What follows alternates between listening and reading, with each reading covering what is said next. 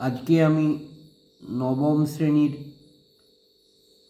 কোষে দেখি 20 স্থানাঙ্ক জ্যামিতির একের দাগের 1, 2, 3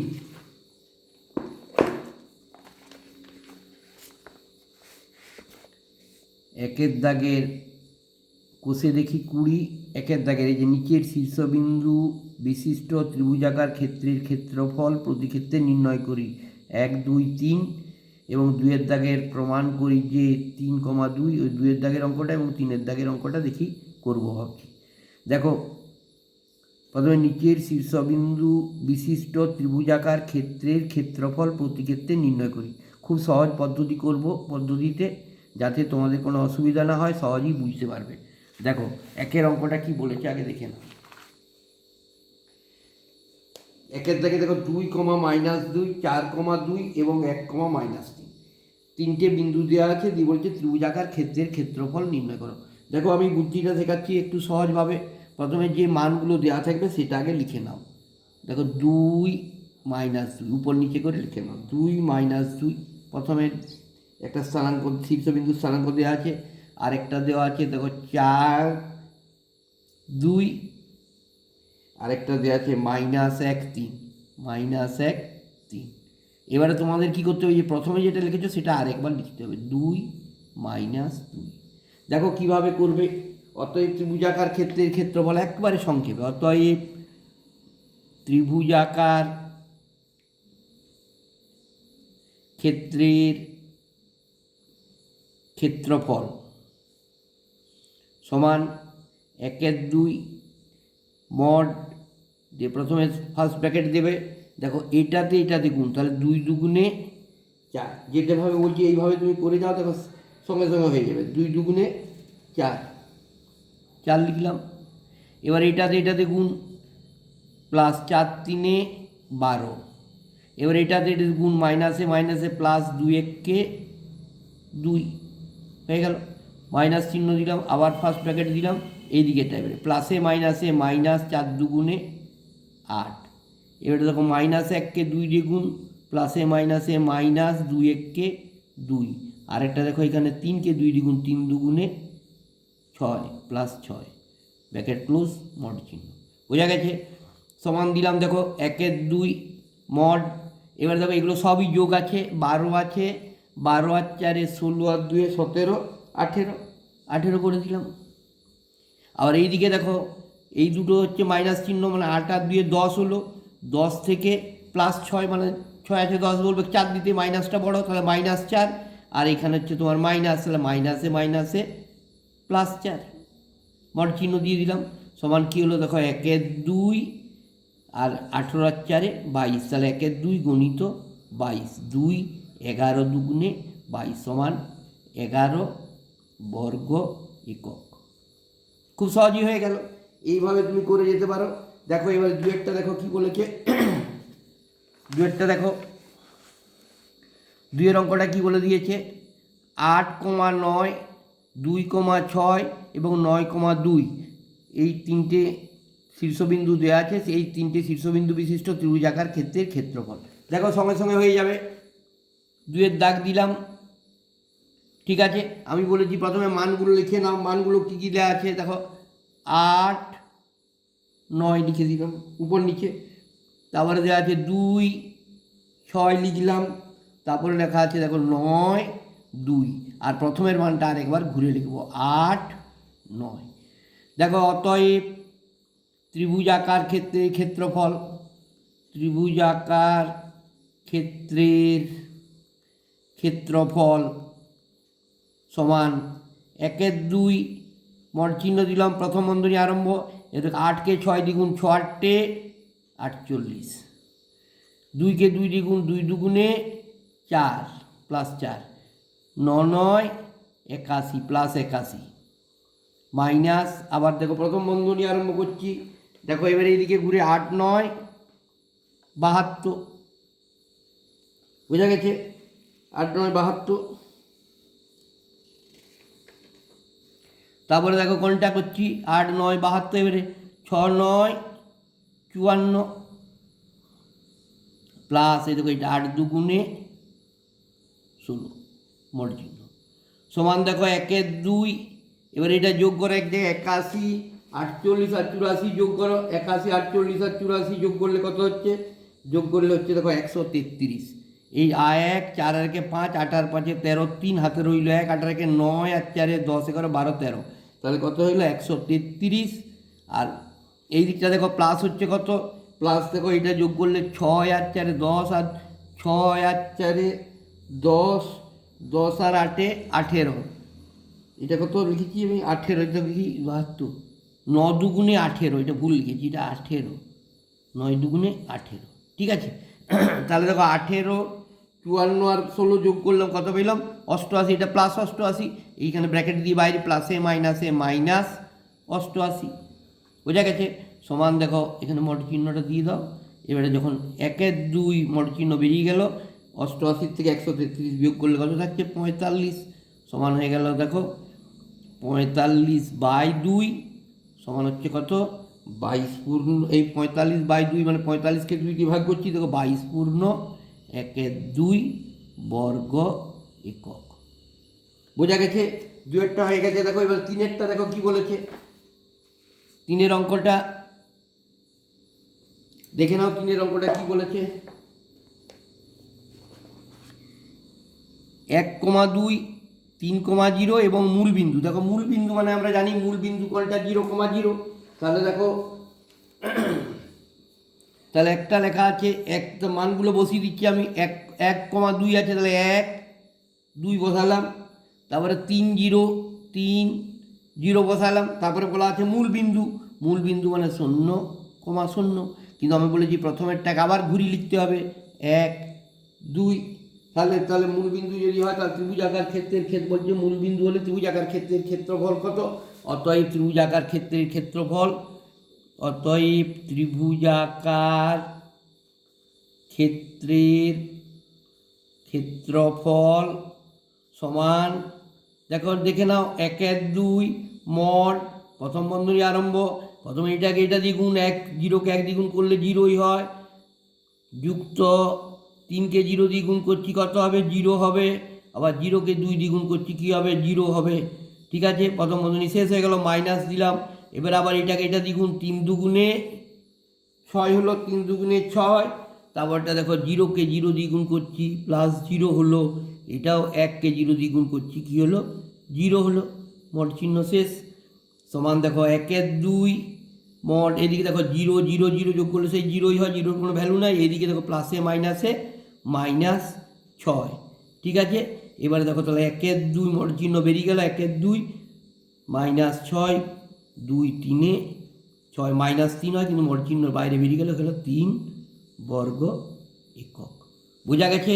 দেখে নাও, একেবারে সহজভাবে করে দিচ্ছি, খুব সহজেই তোমরা বুঝতে পারবে এবং করবো বললেই করতে পারবে, যেটা কোনো জটিল নয়। শুধু সিস্টেমটা কি দেখো, শুধু উপর থেকে লিখে লিখে যেতে হবে, পাশাপাশি গুণ করে লেখা, আর মাঝে প্লাস চিহ্ন মাইনাস থাকলে প্লাসে মাইনাসে মাইনাস। তারপরেরটা দেখো আবার কি বলেছে, 2-এর দাগেরটা, প্রমাণ করি যে 1,-2, -5,4 এবং 1,1 বিন্দু 3টি সমরেখ। আমরা জানি এই 3টে শীর্ষবিন্দু দিয়ে গঠিত ত্রিভুজটার ক্ষেত্রফল যদি 0 হয় তাহলে বিন্দু 3টা সমরেখ হবে। অর্থাৎ ত্রিভুজটার ক্ষেত্রফল বার করতে হবে, ক্ষেত্রফল যখনই 0 হয়ে যাবে তাহলে জানবো বিন্দু 3টা সমরেখ। দেখো কিভাবে করব দেখে নাও।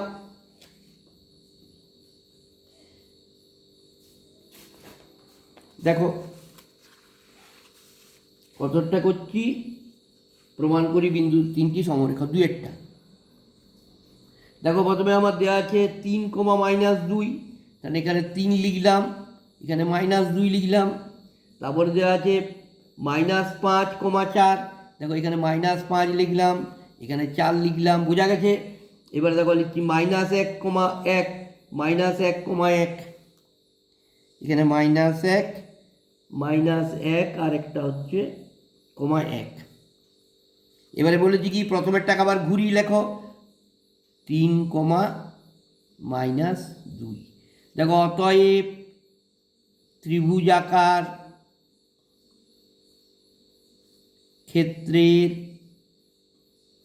ক্ষেত্রফল সমান 1-2 মড চিহ্ন প্রথম বন্ধনী আরম্ভ, প্রথম থেকে এটাতে গুণ 3-4 12, এটাতে গুণ প্লাসে মাইনাসে মাইনাস 5-1 5, এটাতে আপনি সূত্র পড়ে যাবে মাইনাস মাইনাসে প্লাস 2-1 2 ব্র্যাকেট ক্লোজ মাইনাস, আবার প্রথম বন্ধনী আরম্ভ, এটাতে গুণ প্লাসে মাইনাসে মাইনাস 5-2 10, বোঝা গেছে। এটাতে গুণ মাইনাস প্লাসে মাইনাসে মাইনাস 4-1 4, আবার দেখো এটা 3-1 3 প্লাস 3 ব্র্যাকেট ক্লোজ মড চিহ্ন সমান দেখো 1-2 মড চিহ্ন দিলাম, এখানে দেখে নাও 10 আর 2 12, 12টা হচ্ছে প্লাস আর 5টা হচ্ছে মাইনাস, তাহলে একটা প্লাসের সঙ্গে একটা মাইনাস বিয়োগ হবে, 5 আছে 12 আর 2 13 14, 14 থেকে 5 বিয়োগ করলে কত থাকে প্লাস 9, 9 লিখে দিলাম। আবার এইদিকে দেখো 10 আর 3 13টা হচ্ছে প্লাস, 13 থেকে 4টা বিয়োগ হয়ে গেল, 4 আছে 13 বলবে 9 দিতে, এটা কি 9 প্লাস 9, এখানে মাইনাস আছে প্লাসে মাইনাসে মাইনাস 9 সমান দেখো 1-2 গুণিত প্লাস 9 মাইনাস 9 মানে 0 হলো, তাহলে 1-2 মাইনাস 1-2 গণিত 0 মানে 0। তাহলে আমাকে কি বলেছে দেখো, অতএব বিন্দু তিনটি কী হলো, অতএব বিন্দু তিনটি সমরেখা।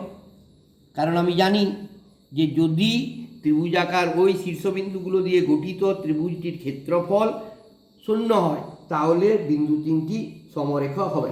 এবার দেখো পরেরটা দেখো, 3এরটা দেখো কি বলেছে দেখে নাও একবার। কে এর মান দেখো কে এর মান কত হলে 1, -1 2, -1 এবং 1, -1 বিন্দুত্রয় একই সরলরেখায় থাকবে, হিসাব করে লিখি। তাহলে আমি দেখবো এটা দিয়েও এটা দিয়ে ত্রিভুজের ক্ষেত্রফলটা কত হচ্ছে আগে দেখে নিই। একই সরলরেখায় থাকতে গেলে ক্ষেত্রফল 0 হতে হবে, ক্ষেত্রফল 0 হলেই তারা একই সরলরেখায় থাকবে। দেখো 3এর দাগের অঙ্কটা, তাহলে আমি কি বলেছি একেবারে শর্টকাট প্রসেস, তোমরা একটু লিখে নিতে পারো, x1 মানে এত, y1 মানে এত, এরকম করে লিখেও নিতে পারো একবার উপরে, যদি মনে করো লিখবো, সেটা তোমাদের ইচ্ছা। দেখো কে এর মান কত হলে তাহলে 1, -1 একটা মান দেওয়া আছে, 1, প্রথমের মানটা 1, -1 লিখলাম, তারপর হচ্ছে 2, -1 দেখো 2, -1 লিখলাম, তারপর দেখো লেখা আছে কে লিখলাম আর একটা -1 লিখলাম, বোঝা গেছে।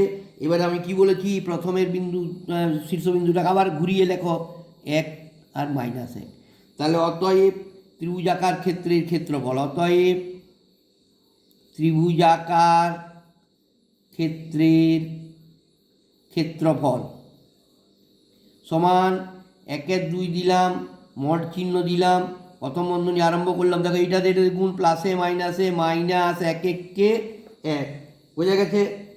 এবারে দেখো এইটার সঙ্গে এটা 2কে -1 দিয়ে গুণ করছি, প্লাসে মাইনাসে মাইনাস 2-1 2, কে -1 দিয়ে গুণ করছি, প্লাসে মাইনাসে মাইনাস কে, প্রথম বন্ধনী শেষ, মাইনাস চিহ্ন, আবার প্রথম বন্ধনী আরম্ভ, এই দিক থেকে 2কে -1 দিয়ে গুণ করছি, কি হচ্ছে -2, বোঝা গেছে।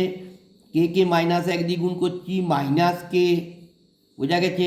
1কে -1 দিয়ে গুণ করছি 1-1 1 -1, মোট চিহ্ন শেষ, সমান দেখো 1-2 লিখলাম, এদিকে দেখো 2টা মাইনাস আছে, একটাও মাইনাস আছে, 2 আর 1 3, তাহলে -3 পেলাম, কে, আবার এইদিকে দেখো -2 আছে আর -1 আছে, কে হলো, -2 আছে -1 আছে, -3 হলো, -3টা আর এখানে মাইনাসে +3 হয়ে গেল, আবার এখানে কে আছে, এটা বাইরে বেরিয়ে যাচ্ছে, ব্র্যাকেট খুলে যাচ্ছে, তাহলে মাইনাসে কে হয়ে গেল, প্রথম বন্ধনী শেষ, মোট চিহ্ন।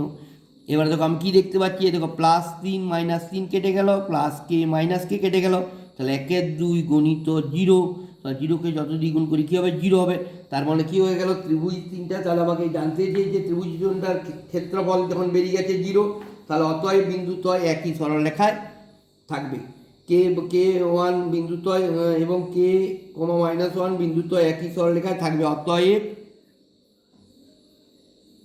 বিন্দুত্রয় একই সরল রেখায় থাকবে।